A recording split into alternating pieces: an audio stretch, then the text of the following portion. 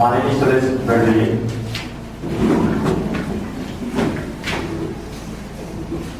में आपका हार्दिक स्वागत है। आशा है कि आप जल्दी से जुड़े मुद्दों पर चर्चा करेंगे। नए सदस्य शपथ ग्रहण अथवा प्रतिज्ञा करेंगे। महासचिव महोदय। संसदीय क्षेत्र वाराणसी से निर्वाचित हुई सुश्री कन्या शपथ ग्रहण करेंगी। महोदय, आप शपथ ग्रहण करना चाहेंगे या प्रतिज्ञा?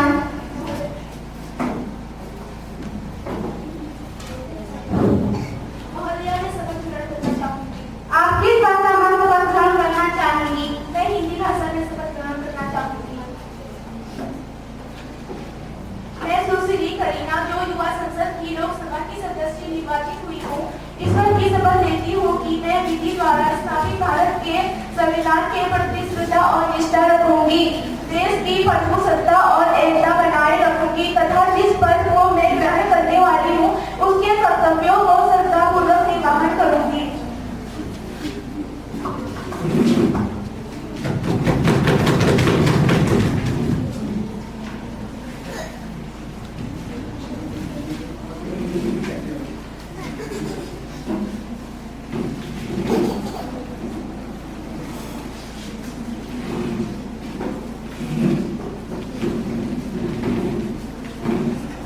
संसदीय क्षेत्र पाली से निर्वाचित हुई सुश्री सोनी शपथ ग्रहण करेंगी।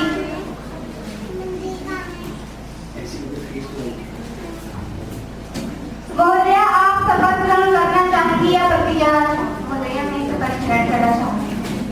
आप किस भाषा में शपथ ग्रहण करना चाहेंगी? महोदय, मैं हिंदी भाषा में शपथ ग्रहण करना चाहूंगी। मैं सुश्री सोनी, जो युवा संसद की लोकसभा की सदस्य निर्वाचित हुई हूँ, मैं ईश्वर की शपथ लेती हूँ कि मैं विधि द्वारा स्थापित भारत के संविधान के प्रति श्रद्धा रखूंगी, निष्ठा रखूंगी, देश की प्रभुसत्ता और एकता बनाए रखूंगी तथा जिस पद को मैं ग्रहण करने वाली हूँ उसके कर्तव्यों का श्रद्धापूर्वक निर्वहन करूंगी।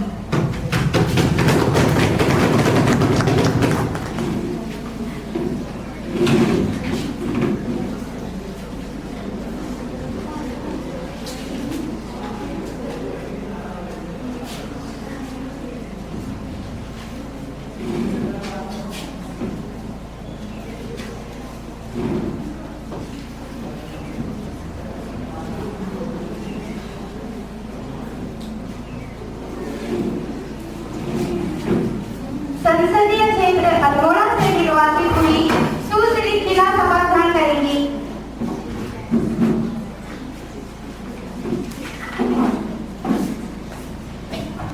महोदय, आप शपथ ग्रहण करेंगी या प्रतिज्ञा? महोदय, मैं शपथ ग्रहण करूंगी।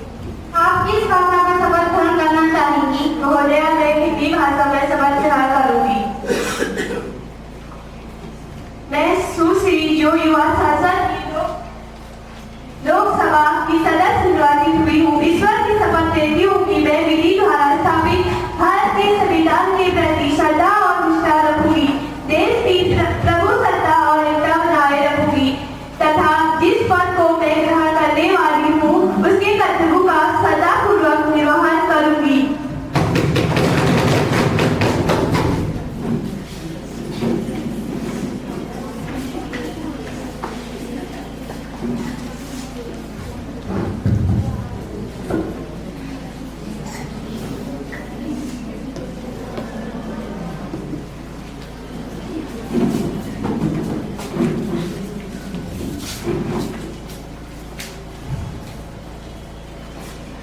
माननीय सदस्यगण, आज कारगिल विजय दिवस की 25वीं वर्षगांठ में 1999 के कारगिल युद्ध के दौरान देश के लिए अपने प्राणों की आहुति देने वाले भारतीय सैनिकों की बहादुरी को श्रद्धांजलि देते हैं। अपने खून से जिन्होंने जमीन को सींचा, अपने खून से जिन्होंने जमीन को सींचा, उन बहादुरों को सलाम, उन बहादुरों को सलाम। कारगिल युद्ध में हमारे सैनिकों ने अदम्य साहस और शौर्य का परिचय देते हुए सब कुछ देश पर न्यौछावर कर दिया। उनकी वीरता अनंत काल तक गूंजती रहेगी, हर धड़कन में उनकी वीरता गूंजती रहेगी। मैं उन सभी वीर जवानों को सत सत नमन करती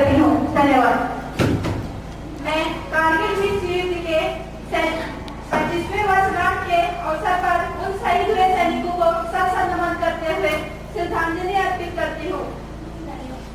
माननीय सदस्यगण, जो वीर जवान हमारे देश के लिए शहीद हो गए थे, उनके लिए संसद में 2 मिनट का मौन रखेंगे।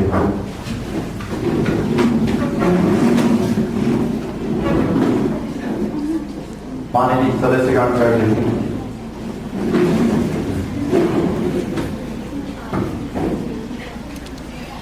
प्रधानमंत्री नए मंत्रियों का परिचय बताएंगे।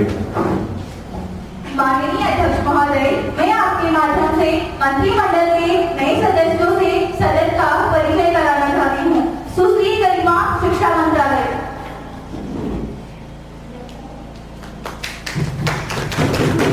सुश्री अमीना, महिला एवं बाल विकास मंत्रालय। सुश्री करिश्मा, गृह मंत्रालय। सुश्री भावना, कृषि मंत्रालय। धन्यवाद। माननीय सदस्य संसद में प्रश्न संख्या 101, सुश्री तनुजा। माननीय स्पीकर महोदय, मैं आपके द्वारा माननीय शिक्षा मंत्री से यह प्रश्न पूछना चाहती हूँ कि नई शिक्षा नीति जो कि पुरातन ज्ञान को आधुनिक ज्ञान से जोड़ने की बात करती है, वह अपने उद्देश्य में कितनी सफल हुई है? माननीय शिक्षा मंत्री।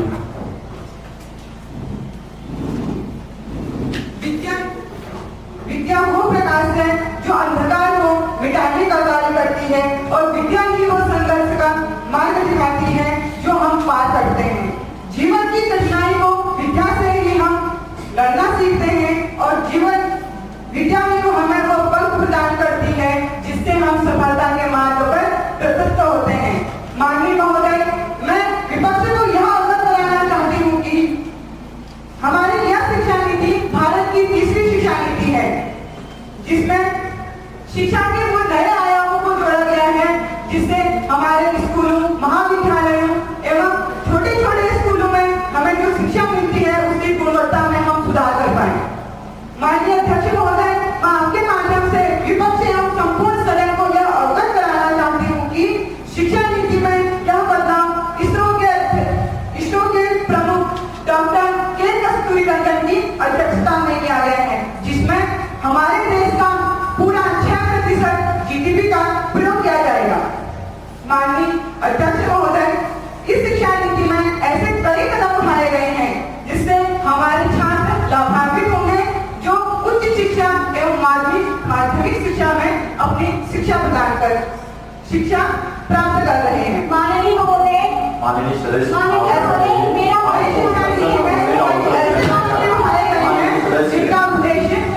जिनका उद्देश्य भारत को वैश्विक ज्ञान महाशक्ति बनाना है, क्योंकि हम सभी इस बात से अवगत हैं कि हमारा देश विश्व गुरु की श्रेणी में सदा से ही इतिहास इस बात का संपूर्ण गवाह है कि हमारा देश विश्व गुरु की कुर्सी पर बैठा हुआ है, जिसने संपूर्ण विश्व को ज्ञान प्राप्त करने का और उन्हें शिक्षा की प्रकाश में रोशनी से अवगत कराने का कार्य किया है।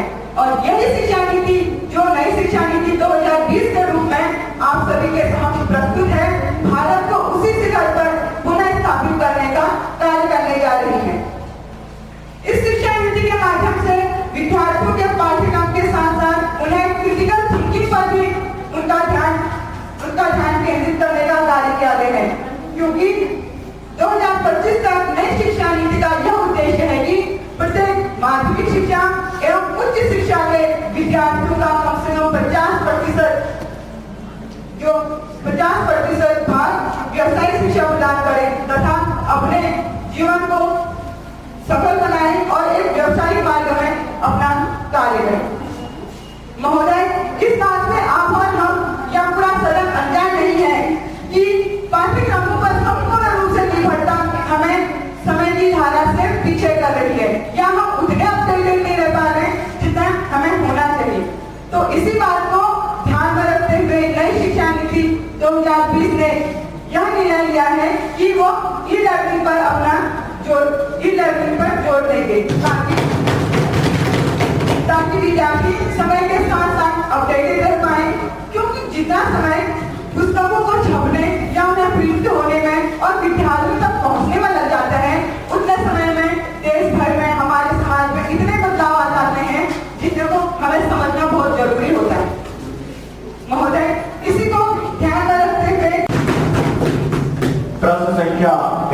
स्पीकर सुश्री जयंती।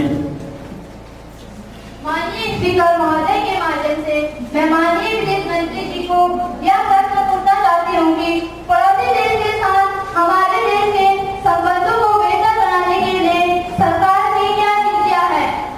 माननीय विदेश मंत्री। माननीय अध्यक्ष महोदय के माध्यम से विपक्ष को यह अवगत कराना चाहता हूं कि भारत की जन केंद्रित पड़ोसी प्रथम नीति अपने निकटतम पड़ोस के लोग और देशों के साथ संबंधों के प्रबंधन प्रति दृष्टिकोण का मार्गदर्शन करना जारी रखती है। यह शाखाओं के लिए एक संस्थागत प्राथमिकता है। नेबरहुड फर्स्ट नीति का उद्देश्य अन्य बातों के अलावा पूरे क्षेत्र में भौतिक, डिजिटल और जनसंपर्क को बढ़ाना है। साथ ही निवेशित प्रौद्योगिकी, शिक्षा, स्वास्थ्य, कृषि, व्यापार, वाणिज्य, संचार, युवा और खेल मामले, ऊर्जा सहित विभिन्न क्षेत्रों में क्षमता निर्माण, साइबर सुरक्षा और सांस्कृतिक आदान प्रदान द्वारा दोनों पक्षों के सहयोगों को मजबूत करना है। पिछले दशक की नीति के सकारात्मक परिणाम भी मिले हैं और हमारे आसपास के क्षेत्र जैसे म्यांमार, श्रीलंका और बांग्लादेश सहित हमारे पड़ोसी देशों के साथ हमारे द्विपक्षीय संबंधों को बढ़ाने के लिए हमारी सरकार पहल लागू की जा रही है। हमारी सरकार के द्वारा। धन्यवाद। प्रश्न संख्या 112 सुश्री दीपिका। माननीय स्पीकर महोदय, मैं आपके माध्यम से सामाजिक न्याय एवं महिला सशक्तिकरण मंत्री से यह प्रश्न पूछना चाहती हूँ कि हमारे देश में गैर संवैधानिक खाप पंचायतों का कुछ राज्यों में अधिक हस्तक्षेप होने के कारण समाज में होनर कीलिंग जैसी समस्याएं देखने को मिल रही हैं। तो मैं सरकार से यह पूछना चाहती हूँ कि ऐसी पंचायतों पर रोक लगाने के लिए सरकार ने कौन-कौन से ठोस कदम उठाए हैं। माननीय सामाजिक न्याय और महिला सशक्तिकरण मंत्री।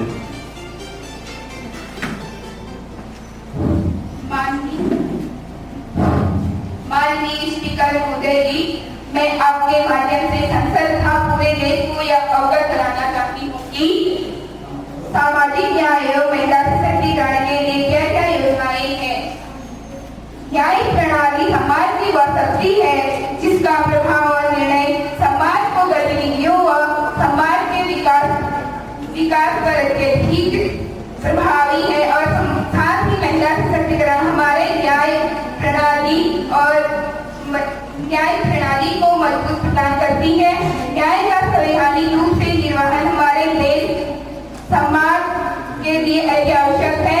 यदि विपक्ष के प्रश्नानुसार न्याय प्रणाली के साथ अवैध रूप से छेड़छाड़ होती है तो सरकार इस पर कठोर कदम उठाती है। संसद ने ऐसे कानून बनाए हैं जो देश अधिकारों की रक्षा करते हैं और आनंद किलिंग पर रोक लगाते हैं। जैसे भारतीय स्पीकर महोदय, मैं आपके माध्यम से तो इस विषय पर न्यायपालिका अपनी गैर घरेलू हिंसा से महिलाओं का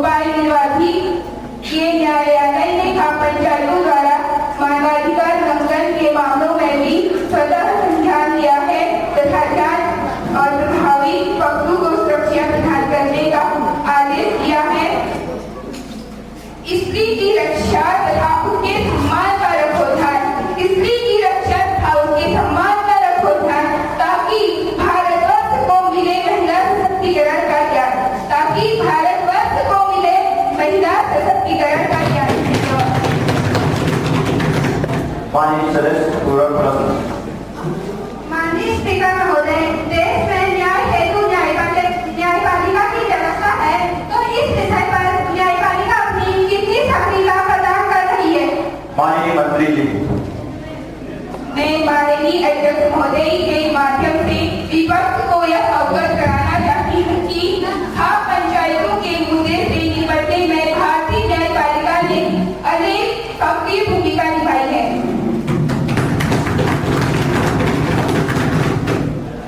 माननीय कानून मंत्री व न्याय मंत्री बिल प्रस्तुत करेंगे।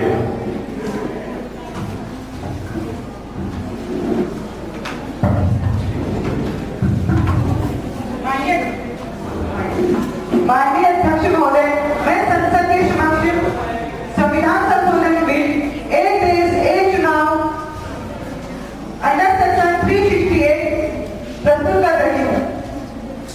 संविधान संशोधन बिल एक देश एक चुनाव विधेयक के लिए अनुमति प्रदान की जाए। कृपया जो पक्ष में है वो हाँ कहें, जो इसके विपक्ष में है वो ना कहें। मैं समझता हूँ कि हाँ का बहुमत अत्यधिक है, अतः अनुमति दी जाए। अध्यक्ष जी, मैं संविधान संशोधन बिल एक देश एक चुनाव अंडर सेक्शन 368 प्रस्तुत कर रही हूँ। इस विधेयक में चुनाव पर अनावश्यक खर्च जिसका सीधा असर भारत की अर्थव्यवस्था पर पड़ता है, तो मैं देश में लोकसभा, विधानसभा और पंचायती चुनाव को एक साथ कराने के लिए अपील करती हूँ। चुनाव के समय होने वाले खर्च और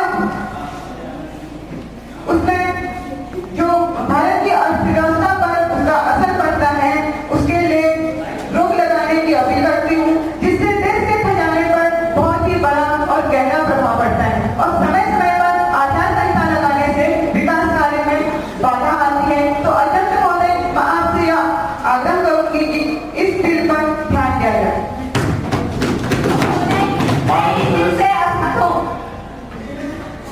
महोदय, मैं माननीय मंत्री महोदय के द्वारा प्रस्तावित बिल से सहमत हूँ तथा अंडर सेक्शन 368 में अपनी सहमति दिखाती हूँ।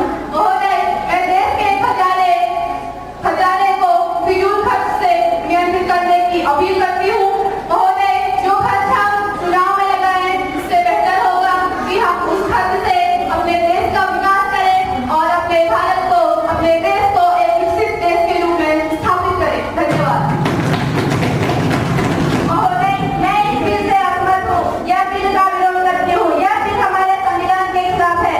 महोदय, मैं इस बिल से चुनाव का विरोध करती हूँ, क्योंकि यह बिल भारत के संविधान का लोकतांत्रिक शासन के विरोध है। माननीय सदस्य